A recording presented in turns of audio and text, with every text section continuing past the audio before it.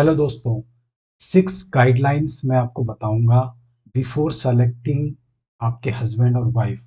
अगर आपकी शादी होने वाली है या आपकी किसी रिलेटिव की शादी होने वाली है तो वो 6 गाइडलाइंस या कह लो 6 नियम आपको क्या याद रखने हैं, क्या ढूंढना है, क्या पूछना है, ये चीजें मैं डिस्कस करूंगा। तो पहली चीज स्टार्ट करते हैं। पहली चीज है कि अगर आप एक लड़के हैं तो आपको हमेशा ये देखना है कि आप एक वर्किंग गर्ल से, यानी कि जो लड़की कमा सकती है, उसमें पैसे कमाने की शक्ति है, टैलेंट है, उससे शादी करें। आप हमेशा ऐसी लड़की को अप्रोच करने की कोशिश करें जो वर्किंग हो, जो खुद का पैसा कमा रही हो, जो डिपेंडेंट ना हो आप पे शादी के बाद। हालांकि आपके माँ बाप कुछ अलग बता सकते हैं, लेकिन ये आपकी फाइनेंशियल के लिए है, आपकी लाइफ में स्टेबिलिटी के लिए है। शादी के बाद आपको सुख मिले और वो फाइनेंशियल क्राइसिस से ना जाना पड़े, उसके लिए आपको एक ऐसी लड़की से शादी करनी है जो कुछ पैसे कमाना जानती हो। उससे उसकी अकल टेस्ट हो जाएगी। शक्ल के पीछे आप ज़्यादा मत भागिए, ब्यूटी के पीछे ज़्यादा मत भागिए। एक स्ट्रांग वुमेन से शादी कीजिए, एक स्ट्रांग गर्ल जो खुद का डिसीजन ले सकती हो, आपको डिसीजन करवा सकती हो और आपको कुछ लाइफ में ऊपर ले जा सकती हो, अपलिफ्ट करा सकती हो सकता है आपकी जो जॉब है, करंट जॉब है, वो एक टाइम पे खराब हो जाए, बॉस सड़ू मिल जाए, या आपकी नाइट शिफ्ट लगा दी जाए, या आपकी जॉब ही चली जाए। तो कुछ तो अर्निंग आपके घर में होनी चाहिए, या एक कोई होना चाहिए जो आपको सपोर्ट करता रहे। या आपको सपोज करो कुछ स्टार्टअप करना है, कुछ आपको अपनी जॉब छोड़कर कुछ नया धंधा स्टार्ट करना है, कुछ स्टार्टअप स्टार्ट करना है। तो आप ये नौकरी कैसे छोड़ेंगे जब तक आपके पास कोई बैकअप ना हो? तो वो बैकअप जी आपकी वाइफ देगी, अगर वो कमा रही है तो। और उसके भरोसे पे आप कोई सी भी एक नौकरी छोड़कर अपना कुछ कुछ कर सकते हैं अलग, जो भी आपको ट्राई आउट करना है। करंट नौकरी में रह के ईएमआई इतनी देकर आपसे नौकरी नहीं छूटेगी। और वो लड़की जो आप शक्ल देखकर शादी करके ले तो आए थे, लेकिन अब वो शक्ल देख देख कर आपको वो पैसे मिल नहीं रहे। वो रोटी खा खा के कब तक, वो लड़की भी जो शक्ल की रोटी कब तक खाएगी, कब तक खाएगी? नेटफ्लिक्स पे बातें करनी है, नेटफ्लिक्स पे शो देखने हैं, मम्मी से बातें करनी है, हस्बैंड की बुराई करनी है या सास की बुराई करनी है, कब तक सहोगे? एक टाइम पे आप भी आके बोलोगे कि भाई तू शादी में क्या कर रही है, तू शादी में क्या हेल्प कर रही है, इस लाइफ में क्या हेल्प कर रही है, कुछ तो बता। तो इसलिए आपको हमेशा एक ऐसी लड़की ढूंढनी है जो कुछ कमाती हो, 10 20 50 60, कोई लिमिट नहीं है, लेकिन वो कमाने की कैपेसिटी होनी चाहिए। कई माँ बाप आपको मिलेंगे जो कह देंगे भाई हमने पढ़ा लिखा दी लड़की, पढ़ा लिखा दी, अब तुम देख लो जो काम करवाना है करवा लो इससे। वो बिल्कुल रॉन्ग माइंडसेट है। अगर वो कमा सकती होती तो वो बहुत पहले ही कमा रही होती लड़की। ये सिर्फ पढ़ा लिखा देने से आपका काम खत्म हो गया, ऐसा मत समझिए। तो ये आपको ध्यान रखना है कि भाई काम करने वाली लड़की, पैसे कमाने वाली लड़की से आप शादी करें। आज की यही डिमांड है इस महंगाई की ज़माने में। दूसरा, लड़कियों के लिए पॉइंट ये है कि ऐसे लड़के से शादी करें जो खुद के डिसीजन ले सकता हो। अब यहाँ पर जैसी जो लड़के होते हैं कि जी आप डिसाइड कर लो, मम्मी बोलेंगी तो हाँ मम्मी आप देख लो, पापा बोलेंगे तो भैया हाँ पापा आप देख लो। ऐसे लड़के जो खुद के डिसीजन ना ले सकते हो, अब इसमें लड़कियों को बहुत मजे आ जाएंगे, अच्छा ये तो खुद के डिसीजन ले नहीं सकता, मुझसे ही बोल रहा है कि जो तुम्हें अच्छा लगे वो ऑर्डर कर लो, इसको तो मैं बहुत जल्दी खोपचे में ले लूंगी या इसको दबा लूंगी, कंट्रोल कर लूंगी। आपको ये याद रखना है, जो ऐसे लड़के हैं जो अपना मुंह नहीं खोल सकते, या कंट्रोल तो छोड़ो, वो कंट्रोल उनकी माँ के पास है। ये सारी लड़कियों को मैं बता रहा हूँ। जो लड़के खुद के डिसीजन नहीं ले सकते या उनका मुंह नहीं खुलता है, उनकी जितनी मम्मी हैं, उन मम्मियों ने उनकी रजिस्ट्री पहले ही करा रखी है और लॉकर में चाबी बंद कर रखी है। वो लड़के का मुंह इसलिए नहीं खुलता है। तो आप शादी करके आओगी, सोचोगी कि इसको मैं खोपचे में ले लूंगी या कंट्रोल कर लूंगी, वो पहले से ही अपनी मम्मी के कंट्रोल में है। तो ऐसा लड़का ढूंढो शादी के लिए जो खुद के डिसीजन ले सकते हो, थोड़ा दमंग टाइप हो। क्योंकि अगर वो आपके लिए डिसीजन ले सकता है, तो अगर शादी के बाद आप पे कोई कुछ होगा, तो वो किसी के, अपने मम्मी के अगेंस्ट या पापा के अगेंस्ट या किसी के भी अगेंस्ट कुछ डिसीजन लेने लायक होगा और वो बचाएगा। और लड़कों के लिए यही है एडवाइस कि लड़कियां ऐसे ही लड़के पसंद करती हैं जो थोड़े दबंग टाइप हों और खुद के डिसीजन ले सकते हों। ऐसे दब्बू रोंदूमल जैसे लड़के उन्हें नहीं पसंद आते। नहीं पसंद आते। और ऐसे जो लड़के हैं या तो वो मम्मी के खोपचे में रहते हैं या फिर वाइफ के ही खोपचे में रहते हैं, और दोनों तरफ से परेशान करते हैं। ये भी एक फैक्ट है। तो ये आपकी चीज है।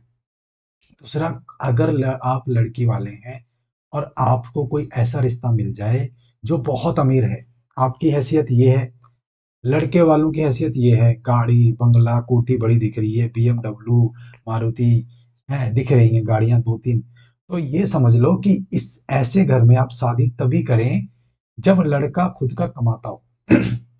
ऐसा नहीं होना चाहिए कि लड़का नहीं कमा रहा है, वो सिर्फ अपने उसके पापा मम्मी की जो कोठी है या उनकी कार है वो देखकर आप शादी कर दो लड़की की।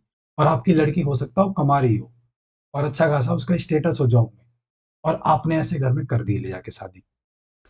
तो वो जो BMW आपको दिख रही है, वो BMW हो सकता है शादी में आ जाए, विदाई में आ जाए, लेकिन उसके बाद आपकी बेटी को ना वो BMW दिखनी है बैठने के लिए, शायद वो डिजायर में जाए जिसमें घर के नौकर जाते हैं सब्जियां लेने। तो आपको ये देखना है कि जो लड़का नहीं कमा रहा है उसकी जायदाद देखकर आप शादी मत करें, क्योंकि वो जायदाद शायद 30-35 साल बाद मिलेगी, क्योंकि जब तक वो उसके सास ससुर लड़की के एजेड नहीं हो जाते, बूढ़े नहीं हो जाते, तब तक तो उनके हाथ से कुछ नहीं जाना, ना वो किसी के नाम करने, ना बेटे के नाम, ना बहू के नाम। तो 30-35 साल तक आपको वेट करना पड़ेगा लड़की को। जो ये लड़की आज सोच रही है कि उसका उसका ही है सब, वो उसका भी नहीं है, वो 30 से 40 साल बाद है। तब तक आपकी ज़िंदगी ना रुबासी रहेगी, शायद उतनी इज़्ज़त भी घर पे ना मिले। एक नौकरानी की तरह शायद ट्रीट किया जाए आपको। तो 30-35 साल तक ये सहना पड़ेगा और ज़िंदगी रुबासीन हो जाएगी, सैड हो जाएगी और तकलीफ़ें। तो ये भी एक फैक्टर है जो आपको शादी में ध्यान रखना है। लड़कियाँ जितनी भी कम कमा रही हैं, लेट्स सपोज़ 40 कमा रही हैं, 50 कमा रही हैं, 30,000 कमा रही हैं, वो ऐसे लड़के ना देखें जो 2.5 लाख कमा रहे हैं, 3 लाख कमा रहे हैं। क्योंकि ऐसे लड़के वैसे तो मार्केट में है नहीं, क्योंकि वो कहीं न कहीं सेट हो चुके हैं। अगर ऐसे हैं भी, तो वो आपकी कोई रिस्पेक्ट नहीं करने वाले। ये भी एक फैक्ट है। वो तो कहेगा भाई मैं 2 लाख कमा रहा हूँ, तू क्या 40,000 कर रही है? छोड़ दे नौकरी कल। और आपकी नौकरी भी छुड़वा देगा। और शायद आपकी नौकरी में टैक्स नहीं जा रहा है, क्योंकि आप टैक्स स्लैब में नहीं आ रही है, वो तो 2 लाख पे टैक्स भी दे रहा है। शायद उसकी EMI चल रही है, शायद बहन की शादी करानी है, शायद उसके घर वालों ने कोई फ्लैट ले रखा है और उसकी EMI वो पे कर रहा है। शायद कोई कार की EMI चल रही है, तो आपको कुछ नहीं पता उसके 2 लाख में कितने बंटवारे हैं। तो लड़कियां जिनकी सैलरी कम है वो एकदम ही हाई पैकेज वालों से शादी ना करें, क्योंकि वो फिर आपकी जॉब छुड़वा देगा छोटी छोटी बातों पर। अगर घर में काम नहीं हुआ, कुछ सास से बहस हो गई, कुछ भी हो गया, तो आप ये नहीं बोल सकती कि मेरी जॉब चल रही थी मैं इसलिए कुछ नहीं कर पाई, या खाना नहीं बना पाई, या सफाई नहीं कर पाई, या ये नहीं कर पाई। वो नहीं सुनेगा, क्योंकि वो 2 लाख वाला है, 2.5 लाख वाला है, वो आपकी इज्जत नहीं करेगा। वो तो आपकी तुरंत हर बात पे नौकरी छुड़वाएगा पहले। हर बात पे बोलेगा छोड़ दे नौकरी, क्या कर रही है? मैं हूं ना, मैं कमाऊंगा, मैं कमा रहा हूँ 2 ढाई लाख रुपए, मेरा करियर, मेरा सब, मेरा वो, मेरा वो, मेरा वो। तो ऐसे अरमान ना सजाएं कि आपकी हैसियत 40 की और आप 2.5 लाख का लड़का देख रही हैं। वहाँ इज्जत नहीं है। और जॉब छुड़वा के आपको फिर वो इकोनॉमी स्लेवी बना देगा अपनी, आप पे डिपेंडेंट करवा देगा पूरी। और आप उस पे पूरे डिपेंडेंट होके फिर आपके सारे राइट्स छिन जाएंगे। ना अपने खुद का पैसा बचा पाएंगी, ना आपका जो 40,000 था वो आपके 40,000 में भी नहीं आएगा, क्योंकि जो उसके 2 लाख है उसमें से 40,000 वो आपको नहीं देने वाला, नहीं देगा। तो आपके जो पहले 40,000 हाथ में थे वो भी चले गए, और शायद इस मार्केट में जॉब मिलना भी दूसरी मुश्किल है, और सब आप उस पर डिपेंड हो जाएंगे फिर। और फिर जो वो कहेगा वो आपको करना पड़ेगा। सुबह उठना भी पड़ेगा, सास की बातें भी सुननी पड़ेंगी, घर भी सफाई करनी पड़ेगी, बच्चे भी संभालने पड़ेंगे, बाहर का भी आपको सब्जी लानी पड़ेगी, सब आप करेंगी जी फिर। तो ऐसे लड़के ना पकड़े, अपनी हैसियत के हिसाब से पकड़े। 40 वाले हैं तो 50, 60, 70, 80 हजार वाला पकड़ लें। दोनों कंबाइन होकर सैलरी तो बढ़ गई, और दोनों आगे शादी के बाद प्रमोशन प्रमोशन होंगे, सैलरी और बढ़ती रहेगी। तो ये फैक्टर रखें। और इसी वजह से काफ़ी लड़कियों की शादी डिले हो रही है, क्योंकि उनके फरमाइशी प्रोग्राम इतने हैं, लिस्ट इतनी बड़ी है लड़के की, कि ये होना चाहिए, ये होना चाहिए, ये होना चाहिए, ये होना चाहिए, ये होना चाहिए। ऐसे लड़के हैं ही नहीं।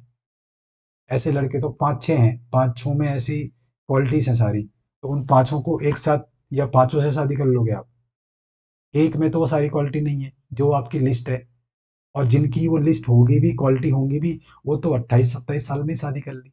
वो तो लड़की जो ईस्ट फेसिंग प्लॉट होते हैं, वो अच्छी अच्छे घर वाले जो होते हैं या जिनके माँ बाप, लड़की के माँ बाप ज़्यादा सतर्क होते हैं, वो ऐसे लड़कों को पहले ही कब्जा लेते हैं, पहले ही हाथ मार लेते हैं, फिक्स कर लेते हैं शादी। ऐसे लड़के मिलते ही नहीं मार्केट में, वो 27-28 साल में शादी करके सेट हैं। आपको अब चाहिए, अब कहाँ से मिलेगा? उनकी शादी फिर तुड़वा दें, आपके लिए तुड़वा दें, शादी करा दें। तो ये सोचना है आपको कि ज़्यादा बड़े पैकेज वालों के पीछे ना भागें, अगर आपके पैकेज इतने नहीं है तो। ठीक है।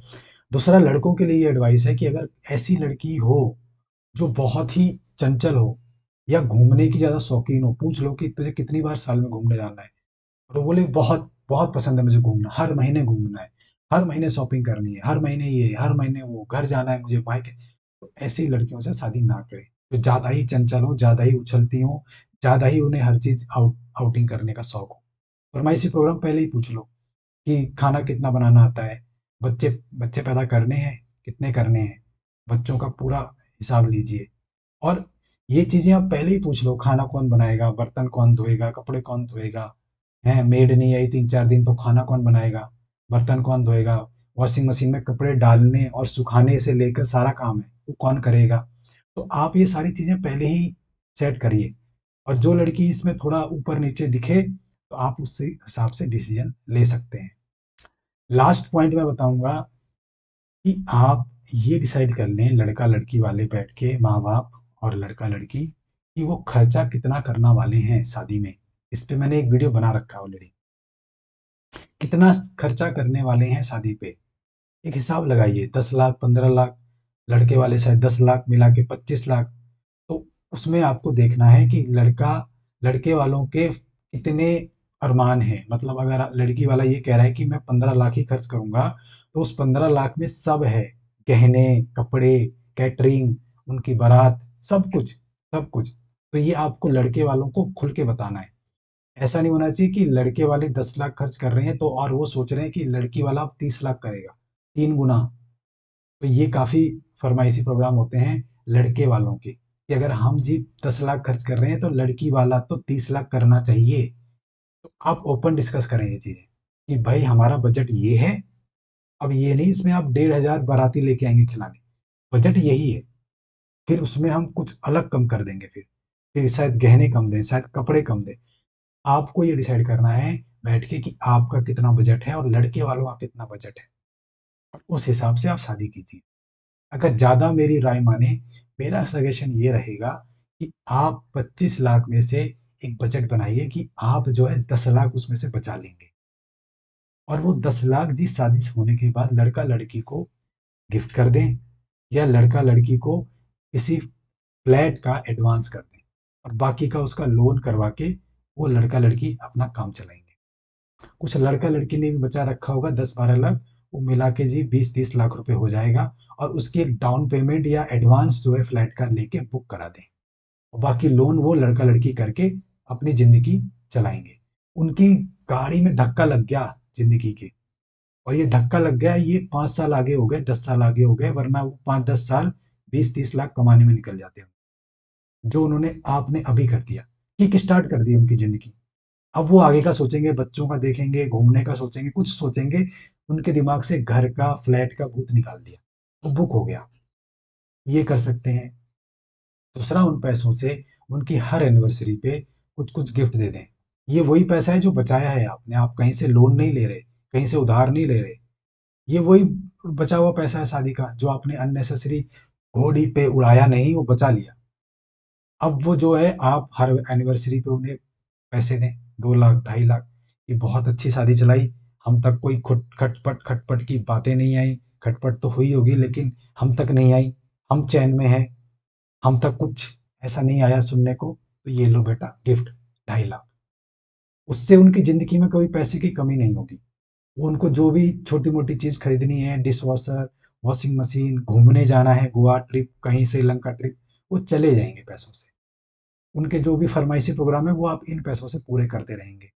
फिर अगले साल बच्चा हो गया तो डबल धमाका, डबल पैसा, ये वही पैसा है। तो उस लालच में वो शादी अच्छी चला के रखेंगे।